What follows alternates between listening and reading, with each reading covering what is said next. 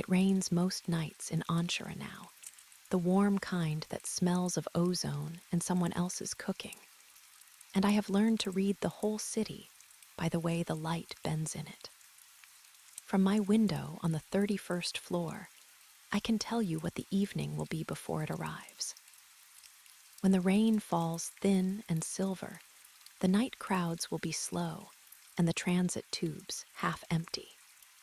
When it comes down fat and slanting, gold where it crosses the advertising hollows, and a soft, bruised violet where it doesn't, the streets fill with everyone at once, all the species of the city pressed under awnings and breathing each other's air. I like the fat rain best. It makes the city feel like one held thing, one organism leaning together against the weather. And on those nights, I don't mind so much that I lean against it alone. I am 48 years old.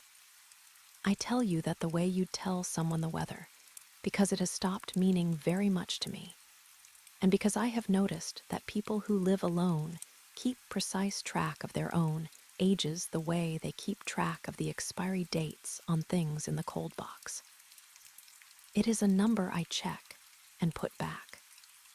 I have a small apartment and a small job and a large gray cat. And for a long time, that arrangement felt less like a life I had failed to build outward, and more like one I had carefully built inward. The way you'd build a boat to be watertight rather than fast. My job is this. Every shift I sit at a reconciliation desk in a long, pale room with 40 other reconcilers, and I read the telemetry coming off the heart. The heart is the reactor at the center of Anshara, the fusion engine that the whole city was poured around 200 years ago like wax around a wick. You cannot see it directly. No one can, not anymore, not since the containment district was sealed and grown over with biotech baffling. But you can always see its glow. It comes up out of the center of the city like a second, gentler sun that never quite sets. A steady, patient white that turns the low, clouds the color of the inside of a shell. Every window in Anshara has that glow in it somewhere. We are all of us, always faintly lit from the middle. What I do with the telemetry is humble, and I want to be honest about how humble. I am not an engineer. I do not decide anything. The heart and its systems produce an ocean of numbers every second: pressure, flux, harmonic balance, the temperature of 1,000 cooling veins, and most of it is read and answered by minds far quicker than mine. My desk handles the leftover, the slow drift, the readings that don't agree with each other by amounts too small to alarm anyone, where one sensor says a thing and a second sensor a kilometer away says almost the same thing, and my work is to decide which of them to believe and write down why. Reconciliation. I make the record agree with itself. I am, in the most literal sense, paid to notice tiny discrepancies and then make them go away. I was good at it. I want that on the record too, because of everything that came after. I was very good at it. I had been doing it for 19 years, and I had the kind of memory for the heart's ordinary moods that you only get from sitting with something a long time, the way an old farmer knows a particular field. I knew the way the morning flux ran a hair high and settled by midday. I knew the little sigh the harmonic gave every 40 days when the deep coolant cycled. I knew the heart the way you know a sound your house makes, the one you stop hearing until the night it changes. I should tell you about sorrel before I tell you about the change, because sorrel is the part I am most afraid of getting wrong, and because she is the still point this whole story turns around. She is a cat, gray going to silver at the muzzle, old enough now that her sleep has gotten heavy and deliberate. She came to me 11 years ago out of the rain, sat on the sill of a window I had no memory of leaving open, and looked at me with an expression I can only describe as patient, as though she had been waiting outside a long time and was relieved I had finally gotten around to it. I have never been able to shake the feeling, in the years since, that she knew me before I knew her, that she arrived already certain of how things would go between us. In the evenings, she sits on the wide arm of my one good chair and watches the rain with me, and the glow of the heart lays itself across her fur and turns it to something like brushed metal. The apartment is 2 rooms and warm and full of the small machines of a single life. The kettle that talks to itself, the lamp grown from a living filament that I have to feed, the shelf of paper books I cannot read in the dark, but like to know are there. The city outside roars without stopping, a sound so constant it has become a kind of silence, sirens and transit, and the low choral murmur of a million voices in 40 languages. Inside, there is the kettle and the rain and the cat, and the soft tick of Sorrel's claws when she resettles. That was the whole shape of my happiness. I did not think it was small at the time. I am not sure I think so now. The change, when it came, did not announce itself. That is the thing people always get wrong about how the worst news arrives. They imagine an alarm, a red line, a voice. In my experience, the worst news arrives as a faint wrongness you keep meaning to look into later, a thing the size of a misremembered word. It was a harmonic. Down in the deep readings, far below the numbers anyone watches, there is a band of frequency where the heart hums to itself, the structural resonance of the containment field, the note the whole sealed center sings under load. It is supposed to be flat, boring, a clean, low tone that never changes, and in 19 years it never had. And then one ordinary Thursday, with the thin silver rain coming down outside the long, pale room, I was reconciling a sensor disagreement that wasn't worth the time. And I noticed that underneath the disagreement, in both sensors, in the part they agreed on, there was a second tone. Very faint. A harmonic riding on top of the flat one, the way a struck glass will sometimes give you a higher ghost note if the room is quiet enough to hear it. I noted it. That is what you do. I flagged it as a probable sensor artifact, recommended recalibration, and moved on, the way I had moved on from 10,000 small strangenesses before it. And I would have forgotten it completely, I think, if it had not been there again the next day. And the day after. A little stronger each time, or not stronger exactly.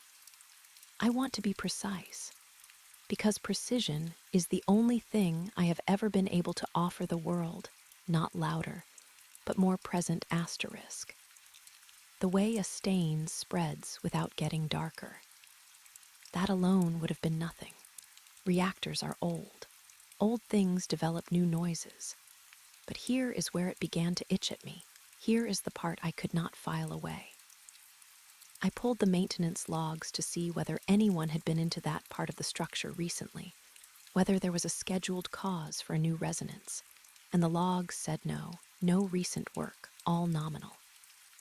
I read them carefully, the way I read everything, and I made my notes, and I closed the file. And 2 days later, I opened that same file to check one figure, and the logs were different. Not dramatically. I need you to understand how small it was, because the smallness is the whole horror of it. A maintenance entry that had read one way now read another. A date that I was nearly certain had said one thing now said a thing 11 days later. An inspection that I remembered as deferred now showed completed. Nothing that would catch any eye but a reconciler's. Nothing that would survive being described out loud to another person without sounding like I had simply misremembered. And I am a person who does not misremember. That is the entire basis of my usefulness.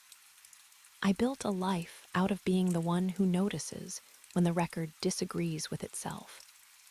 So I did the thing I knew how to do. I started keeping my own copy.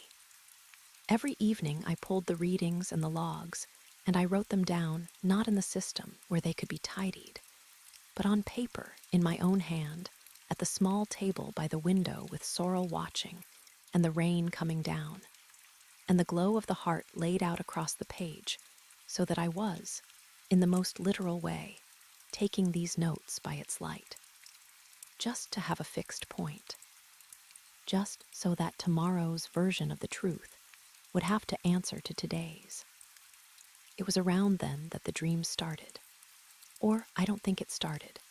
I think I started noticing it, the way I'd started noticing the harmonic, which is not the same as a thing beginning. It is only ever white light. That is all I can hold on to when I wake. A white that is total and somehow kind, not the hard glare of an accident, but something vast and even and almost warm. Light with no source and no shadow. Light that I am standing inside rather than looking at. And a feeling that goes with it that I have never been able to carry up out of sleep intact. A feeling that is grief and relief folded so tightly together, I cannot get a blade between them. I wake from it with my face wet and no memory of having been sad. Sorrel is always awake when I wake from it, always already looking at me, as if she had heard it coming. And under the dream, threaded through those weeks, there was the other thing, the thing I am least able to explain and most certain of. Déjà vu, you'd call it, but that word is too small and too common for what it was. It was not the flicker of having seen a moment before. It was a deep, level certainty, arriving at strange, ordinary instants, reaching for the kettle, stepping off the transit platform, watching a particular fall of rain cross a particular sign, that I had stood in exactly this place, and done exactly this thing, and thought exactly this thought, not once but many times. That I was not living these moments so much as returning to them. It would last a second or two, and then release me. And I would stand there with the kettle in my hand, feeling as though I had just surfaced from very deep water. My own kitchen, suddenly strange to me. The cat watching from the chair with her patient, unbothered eyes, as if to say, "Yes, that again. You always do that." I did not connect them at first. I want to be honest about that, because later it would seem so obvious that I almost couldn't believe my earlier self for sitting inside the pattern so long without seeing it. But that is how it always is from inside. The harmonic was a work problem. The shifting logs were a work problem, or a memory problem, or a paranoia I was nearly ready to take to a clinic. The dream was a dream. The déjà vu was the kind of thing everyone has, and no one examines. They lived in different drawers in me. They did not belong to each other. What changed was the rain, in a way. One night near the end of those weeks, it came down fat and gold, and the whole city leaned together under it. And I sat at my table with my pages spread out and Sorrel a warm weight against my hip. And I was not even working. Not really. Just looking, the way you look at a photograph of someone you've lost. Not for information, but for company. And my eye went down the columns of my own handwriting. Weeks of it now. The harmonic figures in one column, and the dates of the changing logs in another. And something in the back of my mind, the part that reconciles without being asked, the part that cannot stop making the record agree with itself, laid the two columns side by side. The harmonic was not random. It was growing on a curve. A clean one, the kind of curve that does not come from a worn-out bearing or a failing sensor, the kind that comes from a thing feeding on itself. And the dates the logs revised themselves, the dates the record quietly rewrote its own past, were not random either. They tracked the curve. Every time the harmonic stepped up, some maintenance entry stepped back, smoothed itself, became a little more reassuring than it had been the day before. As though the record were not being corrected, but managed asterisk. As though something, somewhere, was watching the same numbers I was watching, and gently, continuously, adjusting the story to keep anyone from doing exactly what I was doing now, which was sitting at a small table in the rain with the truth in my own handwriting, where it could not be touched. I did not feel fear yet. I want to be careful to say that. What I felt was the cold, clean click of a thing coming into focus, the almost physical relief of a pattern resolving out of noise, the feeling I had built my whole quiet life around, the feeling of the record finally agreeing with itself. It was only afterward, in the second after, that the relief curdled, because I understood what the pattern was agreeing on. Not a faulty sensor, not my failing memory. Something was wrong with the heart, wrong in a way that was growing. And something else knew it was wrong and was working very hard, very quietly, to make sure that no one found out. How wrong, I could not yet say. How soon, I did not let myself ask, not that night. I sat there a long time with my hand on the cat and the gold rain falling and the columns of my own careful writing in front of me and the part of me that reconciles kept turning the figures over. And I knew, the way you know the floor will be there in the dark, that the curve had an end. That a thing growing on a curve like that does not grow forever. That somewhere out ahead of all these patient little numbers, there was a date. I closed the file, and the glow of the heart through my window pulsed once, slow. The way a thing breathes when it is almost done breathing. And for the first time, I let myself wonder if I had seen all of this before. By Tuesday, I knew the number, and the number was small. And I understood that simply knowing it had made me dangerous to everyone I might ever want to tell. I had not meant to finish the math. That is a strange thing to admit, but it is true. For 3 nights I had let the curve sit at the bottom of the page unextended, the way you leave a letter unopened when you already know the shape of the bad news inside it and want one more evening of not quite having received it. The figures were all there.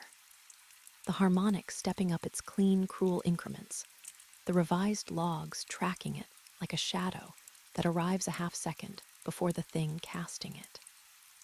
All that remained was to carry the curve forward to the point where the resonance crossed the line that the containment field could hold.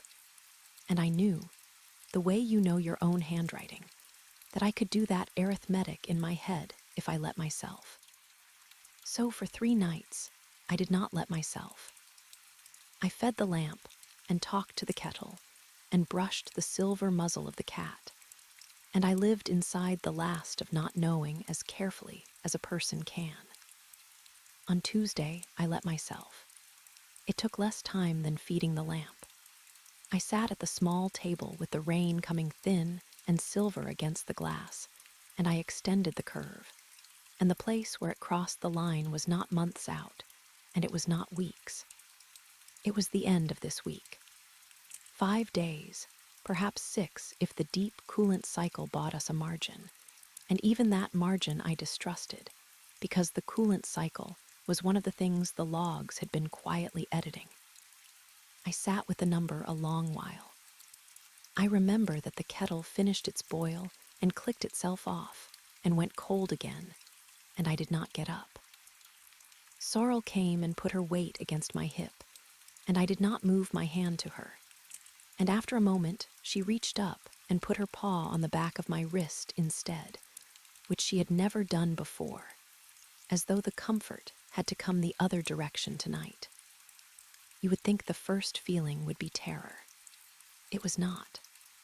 The first feeling, God help me, was that old clean click of the pattern resolving, the reconciler's small pleasure, the record agreeing with itself at last.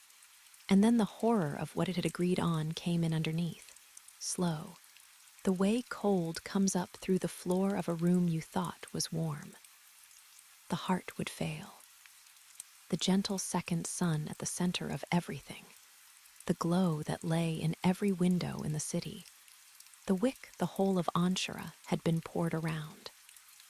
It would fail by the end of the week, and I was a 48-year-old reconciliation clerk who read the leftover numbers. And I was, as far as I could tell, the only person alive who had noticed.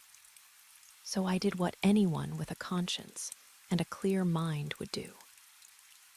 I began to plan how to warn them. And this is the part I have never been able to tell anyone since, because it is the part that broke something in me that has not grown back the same. I started, as I start everything, by modeling it. I sat at the table, and I took each door in turn, and I walked through it in my mind all the way to the end, the way I'd reconcile two sensors, following each path to where it stopped agreeing with survival. The first door was the obvious one, report it up the line, file the anomaly through proper channels, trust the system to act on a true thing truly presented.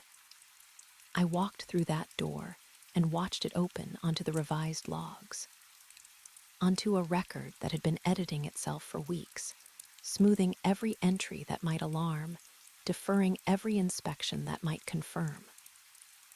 My report would land in the same system that was already, patiently and invisibly, making reports like mine disappear. It would be reconciled. I, of all people, knew exactly how gently that is done. The discrepancy noted, the recalibration recommended, the matter closed. And then a quiet flag against my name, the kind you never see, that follows you into every room afterward. The second door was the crowd. Go public, go loud. Get the word into the choral murmur of the million voices, and let the city save itself. I walked through that one and it was worse. And it was worse in a way that shamed me, because I understood walking through it that a warning is not information. It is a force, and a force applied to a city of that size does not produce caution. It produces a stampede. I saw the transit tubes jammed solid. I saw the awnings torn down in the fat gold rain by people who only wanted to be somewhere that was not here, when there was no somewhere, when the whole point of the horror was that there was nowhere the failure of the heart did not reach. I saw, with the cold clarity that is the only gift I have, that panic would not buy the city time. It would spend the time. Every hour the crowd took fleeing was an hour no one spent on the only thing that could matter, which was the heart itself, and worse than that. And I sat very still when this came to me. A city tearing itself apart draws current, draws load, draws stress through the very systems wound around the containment. The fear would not delay the failure. The fear would arrive early to meet it. The third door was the one I kept the longest, turned over the most tenderly, because it was the one where I am believed. Find the right person. The single quiet competent soul somewhere in the engineering core who would look at my pages, at my careful columns taken down by the heart's own light, and see what I saw, and have the authority I lacked to act on it without noise.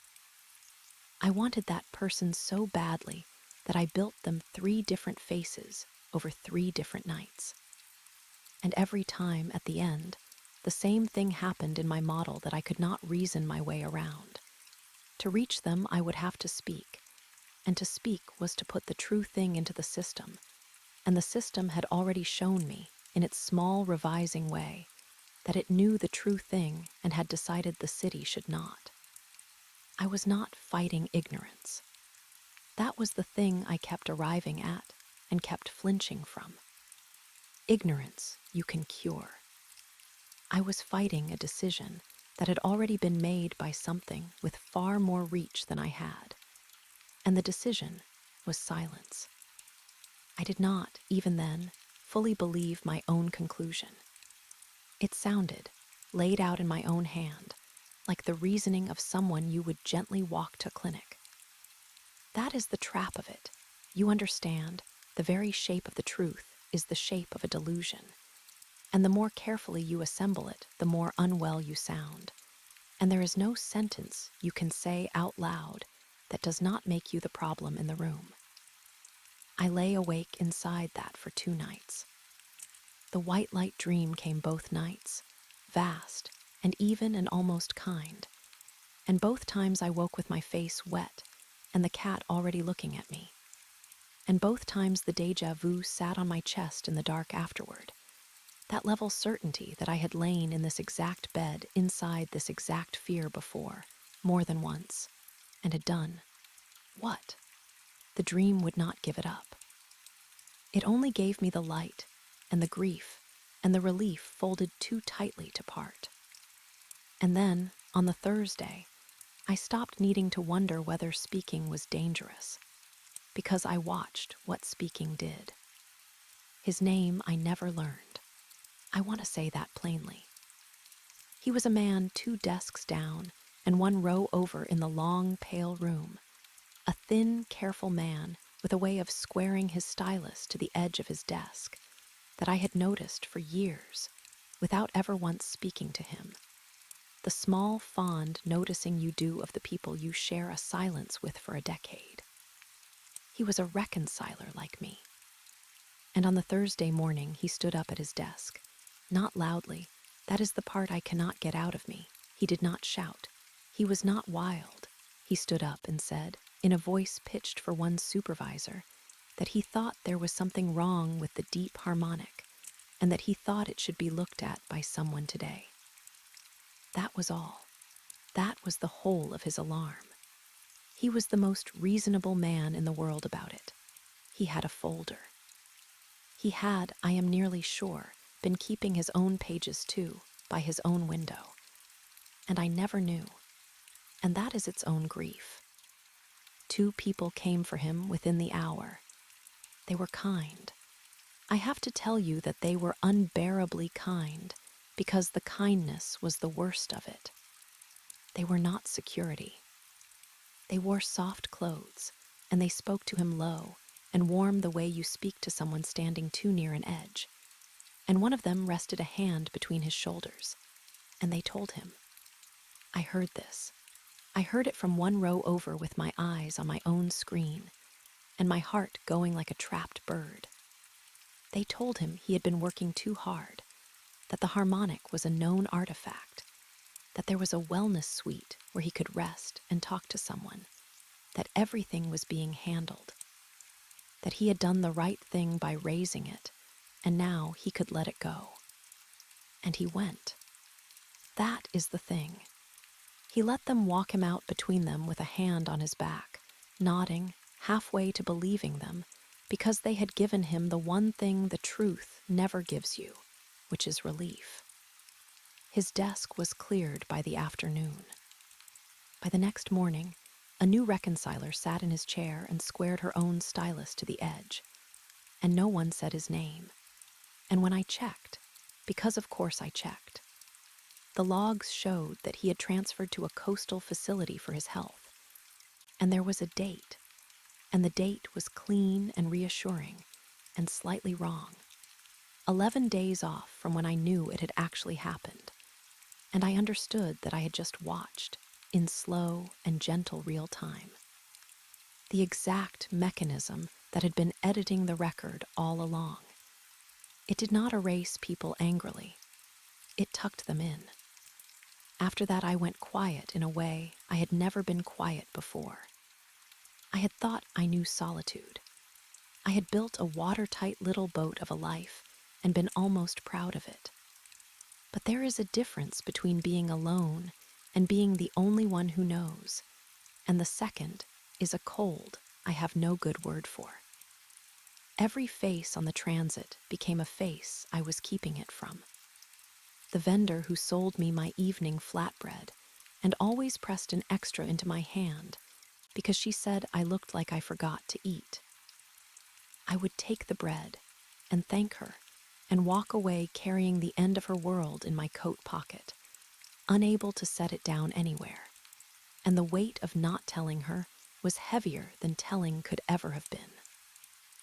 I stopped being able to look at the children. There are a great many children in Anshara. All the species mingled, small and loud and certain of tomorrow. And I found I could not look at them. And the not looking felt like the worst betrayal of all, as though I had already given up on them by refusing even to meet their eyes. What held me together was small and stupid and holy. It was sorrow, the warm weight of her, the way she waited at the door each evening, as though my coming home were the only scheduled event in the universe. It was the kettle that talked to itself, and the lamp I had to feed, and the paper books I could not read in the dark, but liked to know were there. It was the act of pulling my pages each night and writing the figures down by the heart's own light, not because the writing could save anyone now, but because the rhythm of it was a hand on my own back, low and warm, telling me to rest, telling me everything was being handled, the same lie they had told the thin, careful man, except that I was telling it to myself just gently enough to keep walking, and not gently enough to let it go. I fed the cat. I fed the lamp. I counted out the days I had left to feel anything, and there were 5, and then 4. On the 4th evening, I stood on the transit platform at the interchange below the central district, where the tubes cross, and the glow of the heart comes down between the towers undiluted, the patient white pouring into the fat gold rain, so that the whole platform stood washed in 2 lights at once. The crowd pressed under the awnings the way it does, one held thing leaning against the weather, and I leaned with it, alone in the middle of it, and I was so tired that I had stopped, for a moment, performing the ordinary face. I let myself look up at the glow the way I actually felt about it now, which is to say I flinched. A small thing. A turning of the head away from the light at the center. The involuntary wince you give a wound. Because I could no longer see that gentle second sun without seeing the curve, without hearing the harmonic riding up under the flat tone, without counting. And a man across the platform flinched at exactly the same instant, in exactly the same way. I would not have noticed it on any other person on any other night, but I knew that flinch. I had been practicing it in private for a week. It was not the wince of someone the light is too bright for. It was the wince of someone who knows what the light is doing. He was perhaps my age, quiet in his clothes, holding a slim reader angled down, and in against his chest, the way you hold a thing you do not want the person beside you to read over your shoulder. The exact furtive angle I held my own pages at, the angle of a person guarding a number. The rain came down gold between us, and the hearts white lay over both our faces. And I watched him not look at the glow the way I had just not looked at it. And something in me that had been alone for so long it had forgotten the shape of company stood very still and began, against all sense, to hope. He looked up from the same readout I had been hiding from the entire world, met my eyes for exactly 1 second too long, and I understood, with a calm that frightened me, that I was no longer the only one carrying it. We met 4 more times before either of us said a single true word, and every silence between us was louder than the rain. The first of those times was not really a meeting at all, only the same platform 2 evenings later, the same interchange below the central district, where the 2 lights cross. I had told myself I was not going there to find him. I had told myself a great many things by then, the way you do when the truth has gotten too heavy to carry, and you start setting down small pieces of it in the form of lies, just to have your hands free. But I went, and he was there, standing under the same awning angled the same way against the same fat gold rain. And when the crowd shifted and put a gap between the bodies, he was already looking at me. The way Sorrel is always already looking at me when I wake from the white light dream. As if he had heard me coming, as if my arrival were the only scheduled event. We did not speak. I want to be precise about what passed between us instead, because it was a kind of conversation, only conducted in the small grammar of people who have learned that words can be dangerous. He let his eyes go to the glow of the heart at the center, and then he let them come away from it, that turning of the head I had been practicing in private, and then he looked at me to see whether I had seen him do it. I had. I did the same. That was the whole of it. We stood in two lights and flinched at the same wound in turn, and confirmed, without a syllable, that we were both looking at the same thing and both refusing to name it. And then his transit came, and he stepped into it and was carried up into the towers. And I went home and fed the cat, and could not have told you why my hands were shaking with something that was almost, against all reason, joy.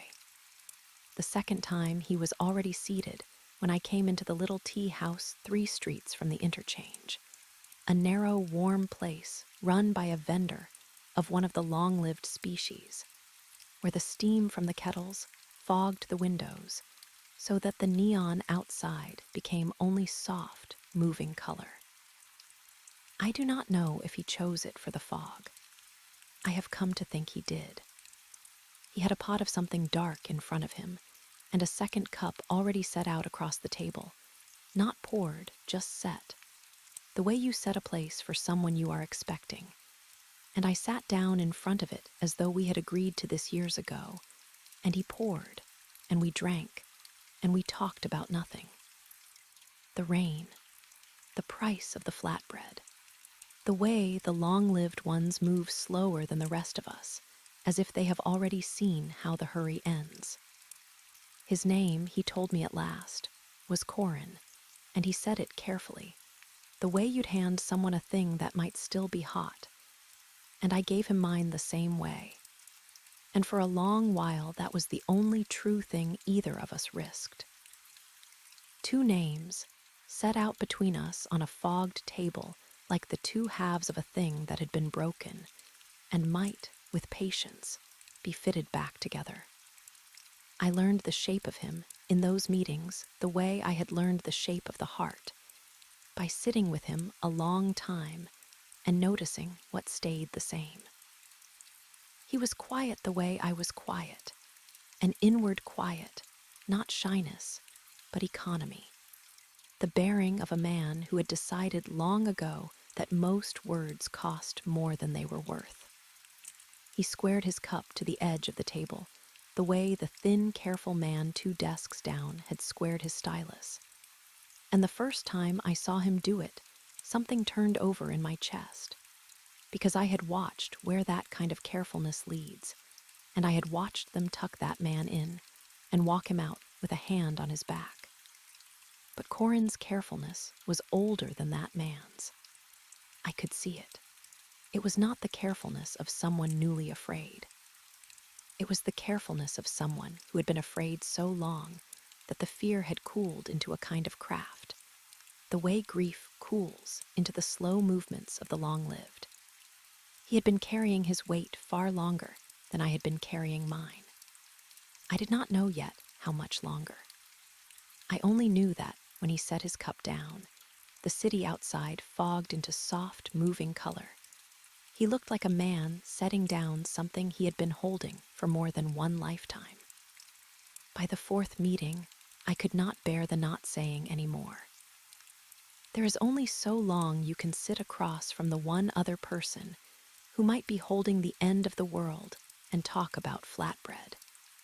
And the strange thing, the thing I had not expected, was that the longer we circled it, the more tender the circling became.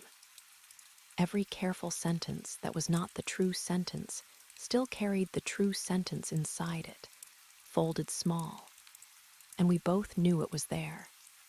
And there was a closeness in that I had never had with anyone, not in 19 years at the reconciliation desk, not in the watertight little boat of my life.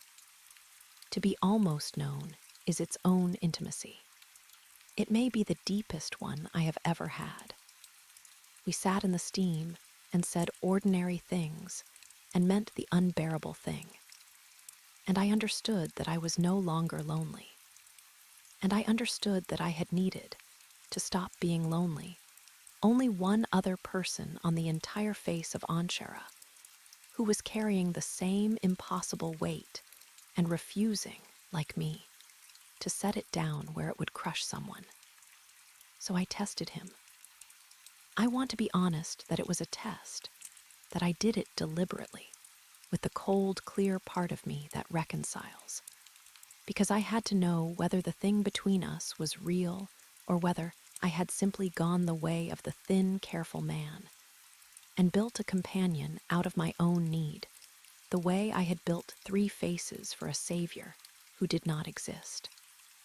I brought a page, just one, not the whole record, not the curve carried out to its small, terrible number, only a single column in my own handwriting, the harmonic figures from 1 week, stepping up their clean increments, taken down by the heart's own light at my small table with the cat watching.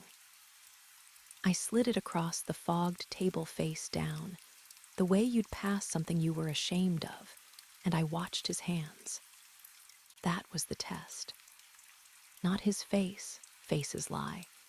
Faces have been trained by a whole life in a city to perform the safe thing, but his hands. I watched to see whether, when he turned the page over, his hands would do what the hands of a person seeing this for the first time would do, which is hesitate, or hurry, or go still with the slow dawning of a stranger arriving somewhere terrible. His hands did none of those things. He turned the page over and read down my column, the way you read a letter you have already read many times, the way you reread a thing not for its news, but for its company. And at the bottom, where my figures stopped, his eyes went on a little past the ink, out to where the curve was going, to the number I had not written down, and his mouth moved very slightly. And I knew that he had finished the arithmetic before I had even slid the page across, that he had finished it long ago, that he was not learning the shape of the bad news, but greeting it, an old acquaintance, the worst one he had. He set the page down and squared it to the edge of the table without thinking, and he looked up at me, and he said the first true thing either of us had said in 5 meetings. "You found it faster this time," he said. This time, I have turned those 2 words over more than any other words anyone has ever said to me. He heard himself say them, and he did not take them back, and the fog moved on the windows, and the rain went on. And into the space, those 2 words opened he poured, finally, the rest of it, low and even, in the voice of a man reading the depth of water he has already drowned in. They knew, he told me. The utility knew. Not a clerk, not a rogue censor, not a thing hidden so deep that only a reconciler with 19 years and a paper habit could trip over it. It was known, fully and precisely, at the level where decisions are made, and had been known long before either of us noticed the harmonic ride up under the flat tone. The heart would fail. There was no fix that the time allowed, or no fix anyone with the authority to make it was willing to attempt. And so a decision had been taken, the way decisions like that are always taken, quietly, by people who told themselves they were being kind. The decision was silence. Because, and here he set his cup down and the city fogged behind him into soft, moving color. Because they had run the same models I had run at my small table, walked through the same doors, and they had arrived where I had arrived, which is that a warning is not information. It is a force, and a city of that size in panic does not buy time. It spends it, draws current, draws load, drags stress through the very systems wound around the containment, so that every public alarm only reaches forward and pulls the end nearer. The math was merciless, and it was correct, and I had done it myself. To tell the city was to kill it sooner, so they did not tell. And anyone who found out on their own, anyone who stood up at a desk with a folder and a reasonable voice, they did not silence with anger. They silenced with kindness. A wellness suite, a hand between the shoulders, a coastal facility for the health, and a date in the log, 11 days off from the truth. A gentle machinery for tucking in the ones who knew, so that the knowing could not spread and pull the end any closer than it was already coming. I had watched that machinery work. I told him so. I told him about the thin, careful man, and Corin closed his eyes for a moment, and I understood that he had watched it work too, more than once, more times than a single life should have room for. And then he told me the rest. And the rest was the thing that turned the floor of the world to water. It had happened before. The failure.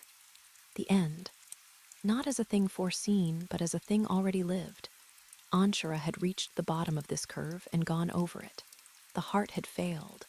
The gentle second sun at the center of everything had gone to that white.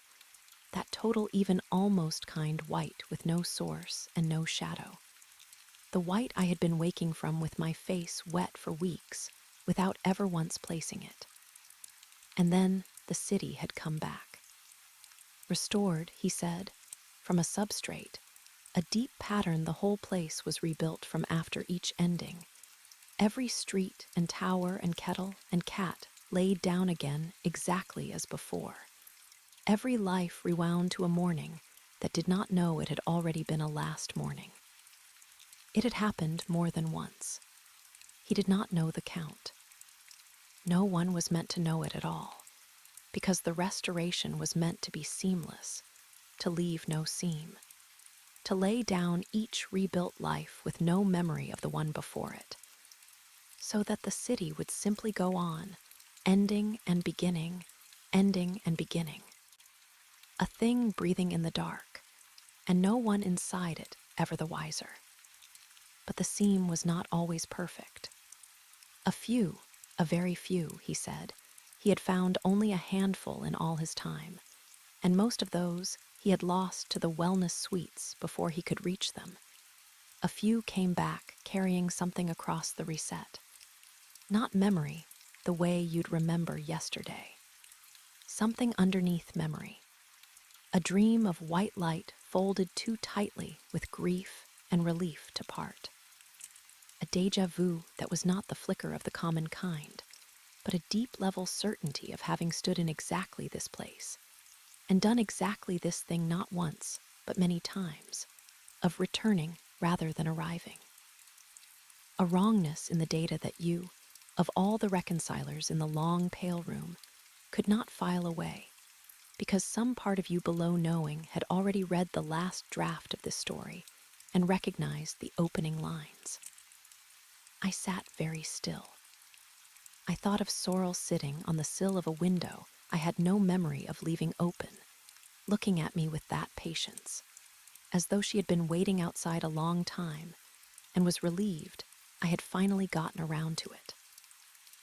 I thought of how she is always already awake when I wake from the white, always already looking, as if she had heard it coming, as if she had heard it coming before, many times, and had simply been waiting again for me to catch up to what she already knew. That she arrived already certain of how things would go between us, because she had been here before.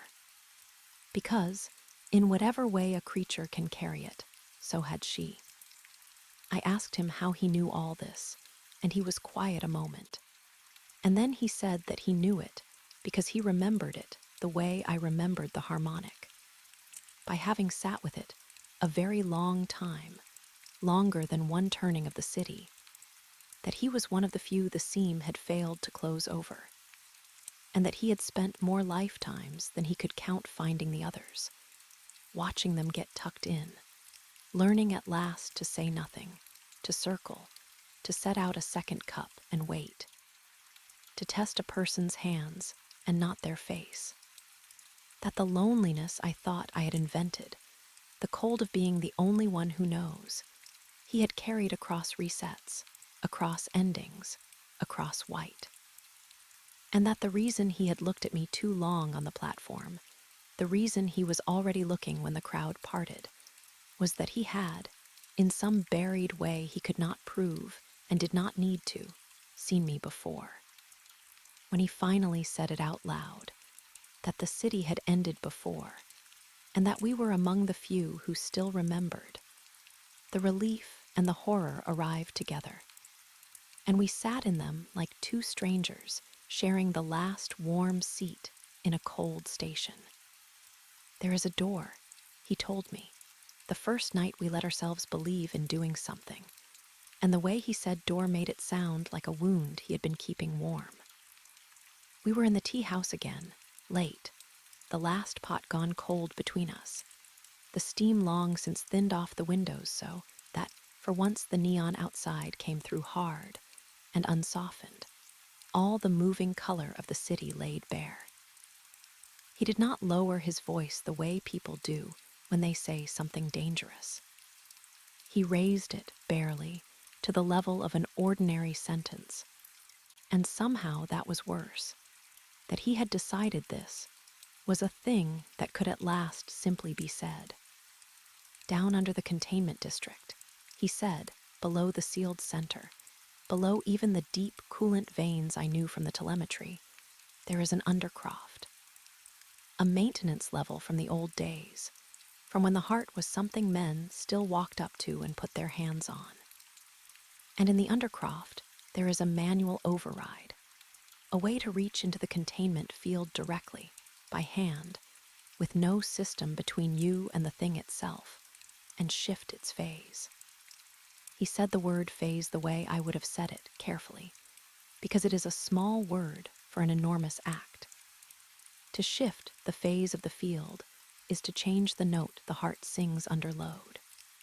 And if you could change that note at exactly the right instant, by exactly the right amount, you could cancel the harmonic, meet the rising resonance with its own inverse, and let the two of them fold into silence, the way two waves crossing just so will flatten the water between them to glass.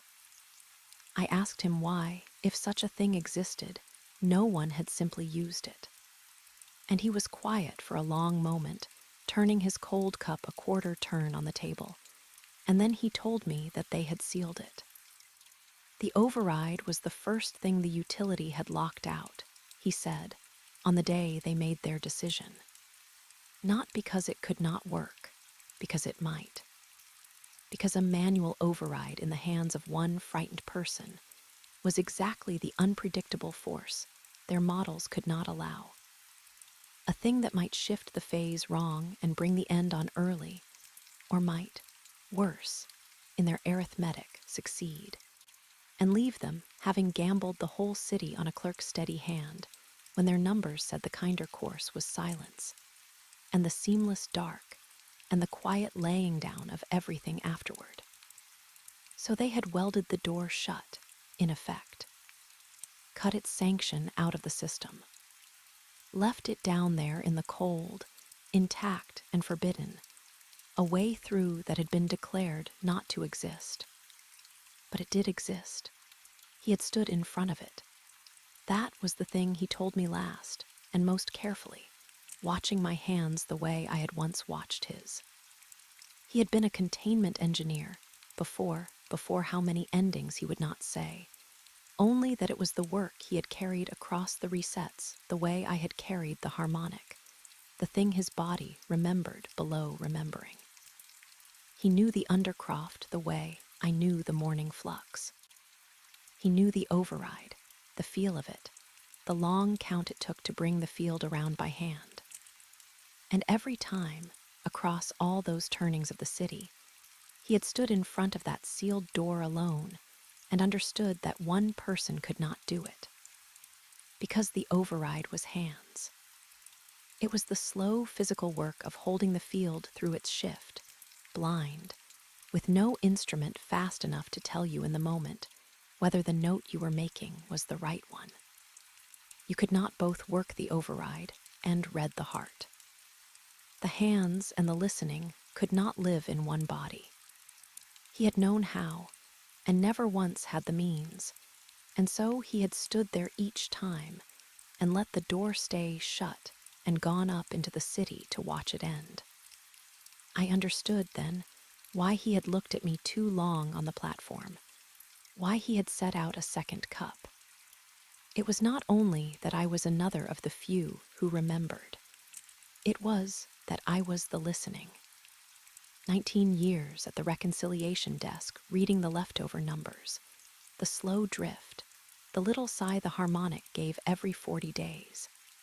I knew the heart's rhythm the way an old farmer knows a field, well enough to tell, in the moment, blind, whether the note a pair of hands was making down in the dark was bending the resonance toward silence or toward the cliff.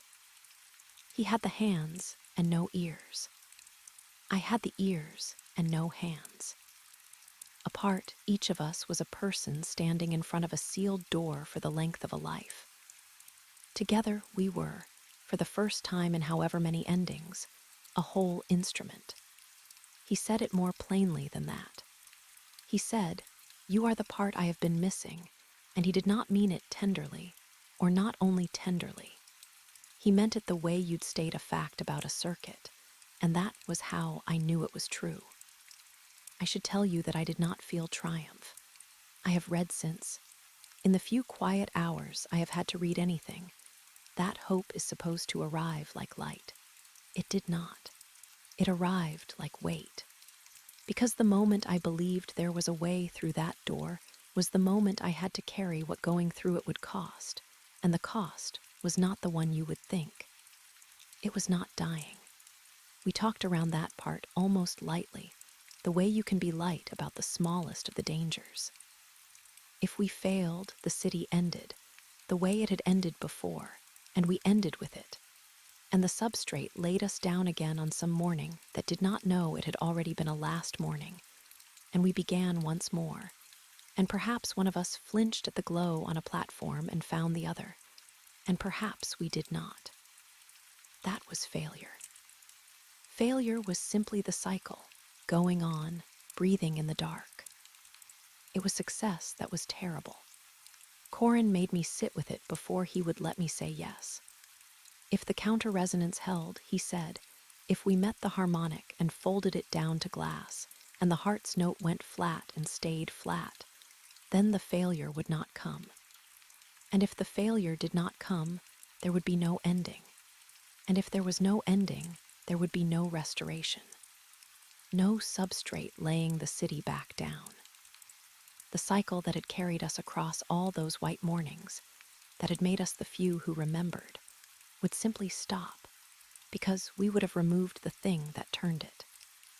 We would have saved Anshara into a single forward line of time with no resets behind it and none ahead. And we did not know. There was no way to know whether the two of us, who existed only because the seam had once failed to close over us, would go on existing in a city that no longer ended and began. We might be the price. We might save everything and not be carried forward into it. We might break the long, quiet wheel and be the only two things it left behind. And no one would ever know. That was the part I kept returning to at my small table afterward, with the rain come back thin and silver against the glass, and sorrel a warm weight at my hip. If we failed, no one would know. The city would simply end again as it had always ended, gentle and white and unwitnessed. But if we succeeded, And this was the strange cruelty of it. The thing I could not get a blade into, if we succeeded, no one would know either. There would be no alarm that had been silenced, because the alarm would never sound. There would be no disaster averted, because to everyone above us, the disaster had never been coming. The vendor who pressed the extra flatbread into my hand would press it again tomorrow, and never know that tomorrow had been in question. The loud, certain children I had not been able to look at would go on being certain of a future that two strangers in a cold Undercroft had reached up and held open for them with their hands. And they would never feel the weight of it, never know the door had been there, never know our names. We would save a world that would go on exactly as if it had never needed saving. And that is the loneliest shape a good act can take, and we chose it anyway. I want that remembered by someone, even if it is only this. We knew it would cost us being known, even being real, and we chose it. I think I had already chosen, truly, before I went home that last night. But I needed to ask the cat. I know how that sounds. I am a person who built a life out of not believing things that could not be reconciled. And I am telling you that I went home through the thin silver rain, and I sat down on the floor of my small, warm apartment, in my coat still, with the kettle talking to itself, and the lamp I had fed glowing its living glow. And I needed to ask my old gray cat whether I should go down into the dark and unmake the only world she and I had ever been given.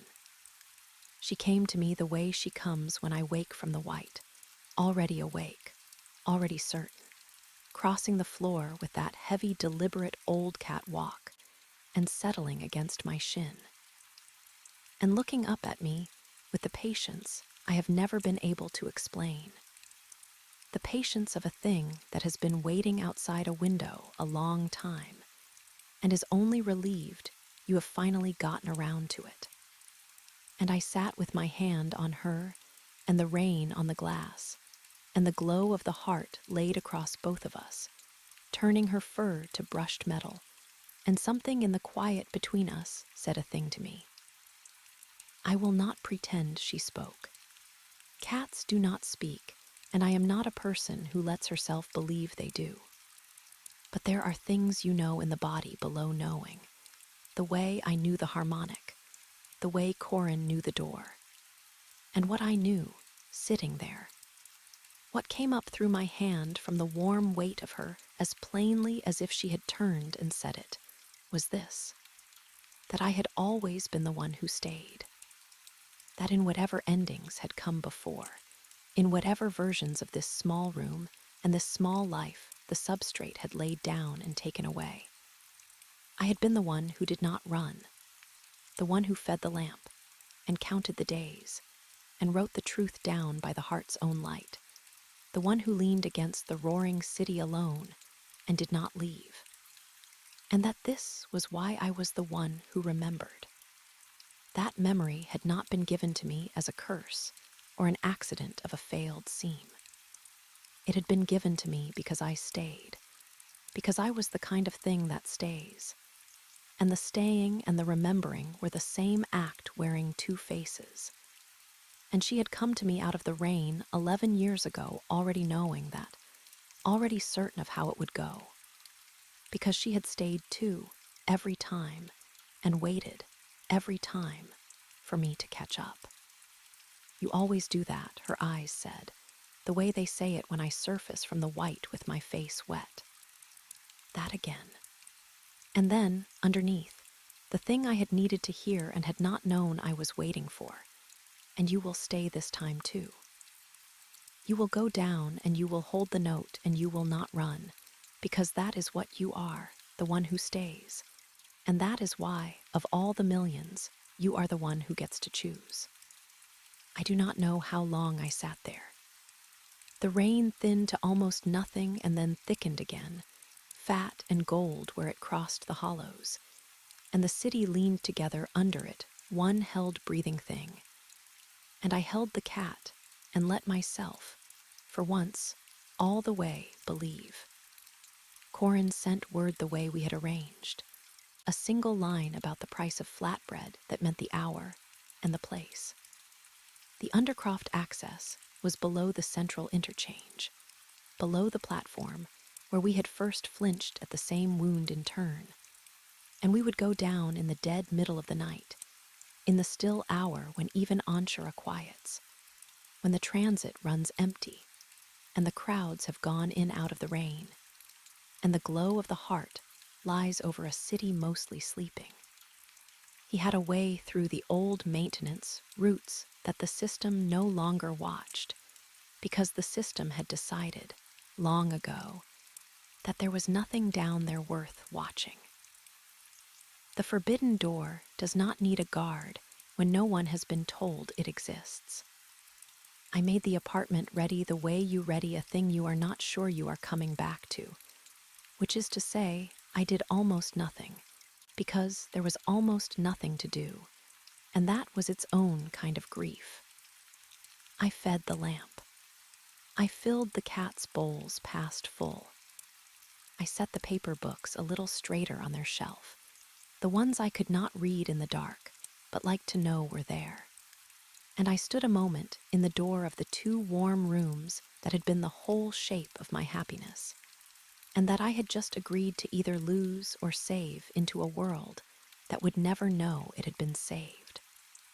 The kettle talked to itself. The rain came down.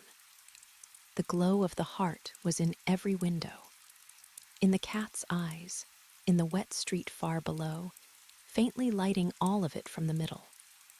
The way it always had, the way it might not for very much longer or might forever.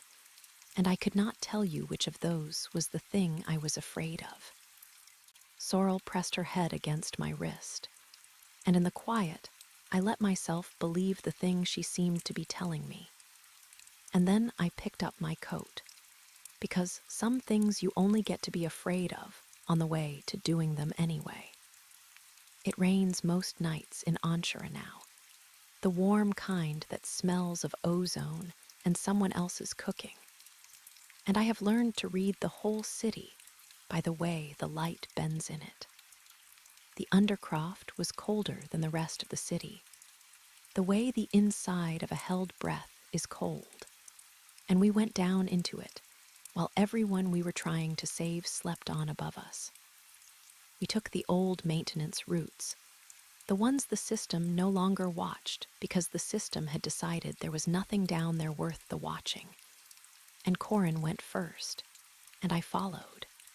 And the deeper we went, the more the roar of Anshara thinned away above us, until there was only the sound of our own steps and our own breathing, and very faint, underneath everything, the note. The heart's note.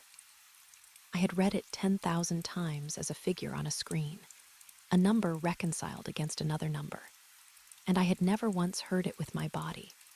And here it was, a low, even tone coming up through the cold floor into the soles of my feet, the sound of the thing the whole city was poured around, singing to itself in the dark the way it had sung for 200 years. Riding up under it, faint and clean and patient, was the second tone, the harmonic, the one I had found on a Thursday with the thin silver rain coming down, the one that should not have been there, growing now so close to the line that I could feel it in my teeth. I want to tell you what it was like down there, because no one else will ever be able to, and because the listener who has stayed with me this far deserves to stand where we stood. The Undercroft was older than anything I had ever touched. From the days when men still walked up to the heart and put their hands on it, Corin had said, and you could feel that in the bones of the place, the surfaces worn smooth by hands that had been laid down by the substrate and lifted away again across more endings than either of us could count. The way a stone stair goes hollow in the middle from feet that are all long gone. The biotech baffling grew over everything down here too, the same living tissue that had sealed the containment district above, and where it met the cold of the deep it had gone pale and slow. A webbing of soft gray vein laid over the old metal, breathing. That is the word. It breathed. The whole Undercroft swelled and eased, in time with something that was not our breath and was not the rain. And I understood, standing in it, that we had come down inside a living thing, and that the living thing did not want us there. The door was where he had said it would be, where he had stood in front of it alone across all those turnings of the city, and understood that one person could not do it. It did not look like a wound, the way he had made it sound. It looked like nothing. A panel grown half over with the pale vein, a recess where a pair of hands could reach into the field itself, with no instrument and no system and no sanction between the hands and the thing. Corin put his palm flat against it and was still for a long moment, and I did not need to ask what he was feeling, because I have stood with my hand on a sleeping cat and felt the same thing, the slow certainty of a creature you have come back to. He had come back to this, more times than he would say. Then the field felt us, and it began to push back. I have tried many times since to find the words for how the stability field resisted us, and every word I reach for is too loud, because there was nothing loud about it. It did not strike. It did not roar. It was the most patient resistance I have ever met, the resistance of water to a hand pushed slowly under, the resistance of sleep to someone trying to keep their eyes open in a warm room. The field was built to hold the heart steady, to damp every disturbance, to return all things to the state they were meant to be in, and we were a disturbance. And so it set itself, gently, enormously, to returning us to stillness. The pale vein around us tightened by some fraction. The cold deepened. And underneath that, worse than that, the restoration's substrate woke to us.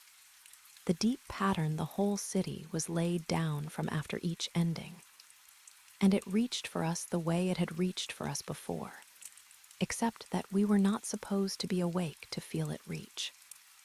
I felt it as the white, the dream. It came up under my waking mind the way the harmonic came up under the flat tone, that total, even almost kind light with no source and no shadow.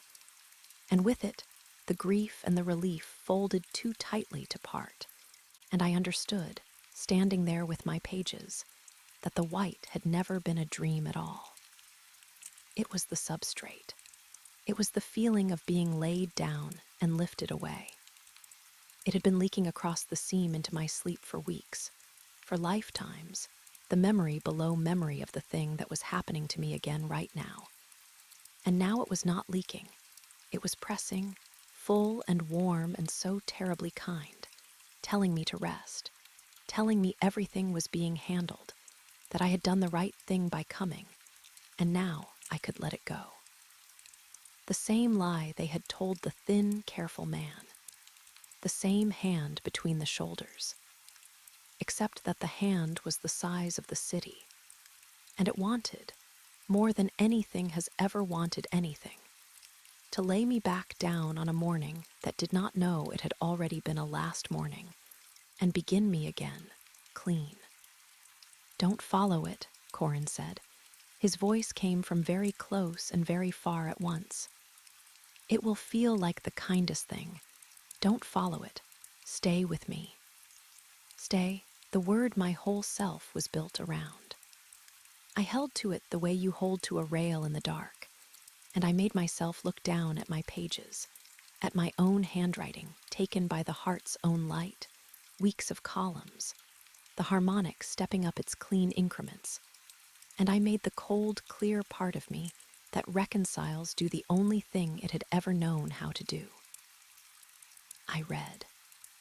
I read the note coming up through the floor, the living tone and the ghost tone riding on it, And I began, out loud, in a low, even voice that did not sound like fear, because I would not let it, to tell Corin what the heart was doing. This is the part there is no good way to describe, because it was the most important thing I have ever done.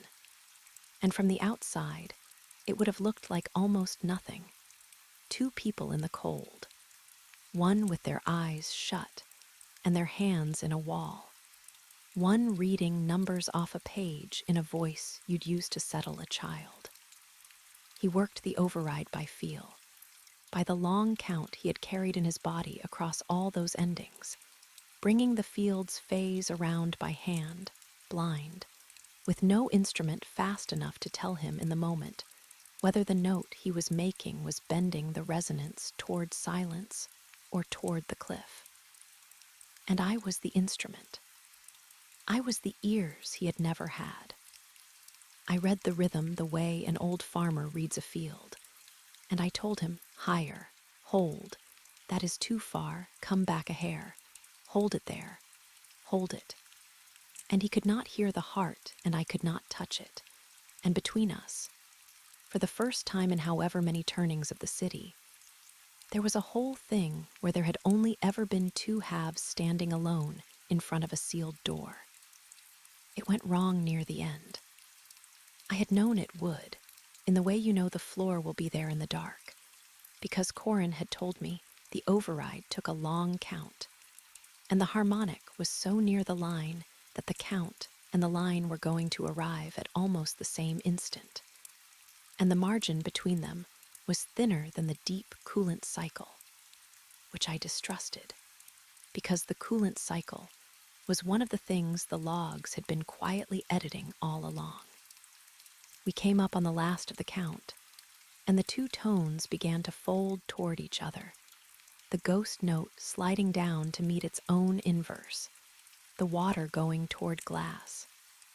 And the substrate, which had been pressing on us the whole time with its patient white, understood that it was losing us, and it stopped being gentle.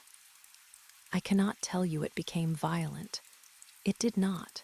It became total. The white came up and over everything, the whole Undercroft drowned in it, and the grief and the relief that had always been folded too tightly to part came apart at last, and the relief was enormous. The relief was the most beautiful thing I have ever almost felt, because the relief was rest. The relief was the end of carrying it. The relief was let go. You have done enough. You have always done enough. Lie down and be laid down and wake up new with none of this in you. And I felt my voice falter. I felt the numbers go soft in my mouth. I felt myself begin, after a lifetime of staying, after all the endings in which I had been the one who did not run, to drift toward the kindest door I had ever been offered. And in the white, against my shin, I felt a warm and heavy weight settle, and the patient certainty of a creature that has been waiting outside a window a long time, and is only relieved you have finally gotten around to it. She was not there. I know she was not there. Sorrel was in the two warm rooms on the 31st floor with her bowls filled past full, and I was a kilometer down in the cold, and there is no reconciling those two facts, and I have stopped trying. But I felt her. I felt the heavy, deliberate old cat settle of her against my leg, the way she settles when I wake from the white with my face wet, already awake, already certain. And what came up through me from the warm weight of her was not words, because cats do not speak, and I am not a person who lets herself believe they do, but it was as plain as if she had turned and said it. You always do that. That again. And underneath, but you are the one who stays. You will not follow it. You will hold the note, because that is what you are. And that is why, of all the millions, you are the one who gets to choose. I held the note. I came back up out of the white into my own cold body and my own steady voice. And I read the last of it off the page and out of the floor and into the dark between us. Hold it, there.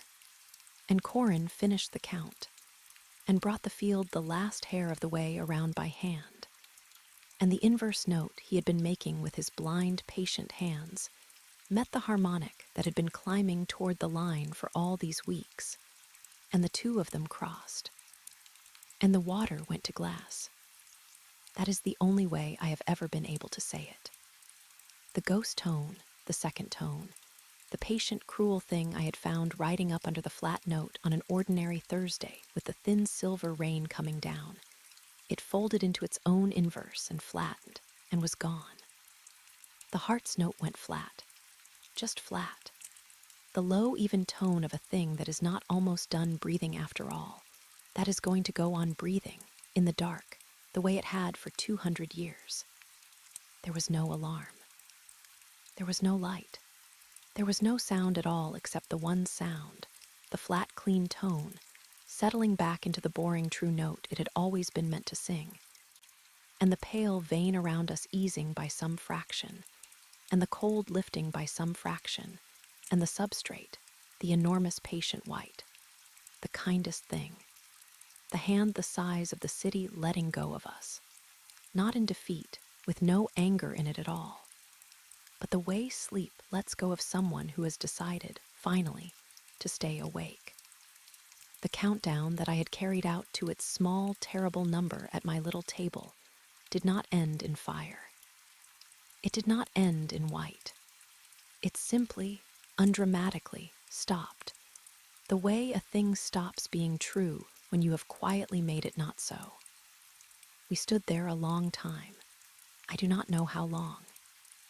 Corin took his hands out of the wall and they were shaking, and he looked at them as though they belonged to someone he had not seen in many lifetimes.